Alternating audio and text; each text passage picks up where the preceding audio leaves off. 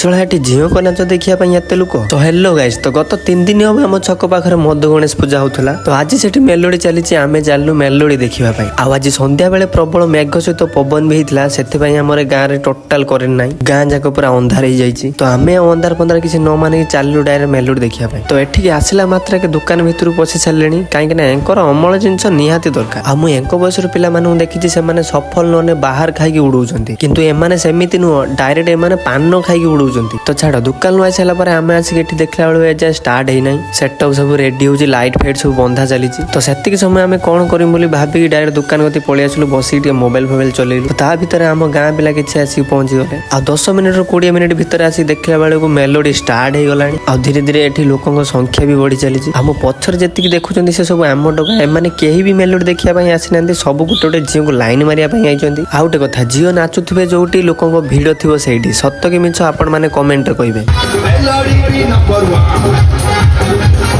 ତ ଏପଟରେ ମେଲୋଡି ଚାଲିଛି, ତ ଷ୍ଟେଜ ପଛପଟରେ ତାଙ୍କ କମିଟି ପିଲା ସବୁ ଝଗଡା ଝାଣ୍ଟି ଲାଗି ଯାଇଥିଲେ। ତ ମୁଁ ଏଇ ଜିନିଷଟା ତ ସବୁଆଡେ ଦେଖି ଆସିଛି, ସେଟା ପ୍ରଶାସନ ହଉ କିମ୍ବା ମେଲୋଡି ହଉ, ଝଗଡା ହବାଟା ଫାଇନାଲ। ତ ଛାଡ ସେ କଥା, ମୁଁ ତ ଏଠି ଏତେ ଜଣଙ୍କ ନାଚ ଦେଖିଲି, ମତେ ବାସ୍ ଜଣଙ୍କ ନାଚ ହିଁ ଭଲ ଲାଗିଲା। ଆପଣ ମାନେ ବି ଦେଖନ୍ତୁ।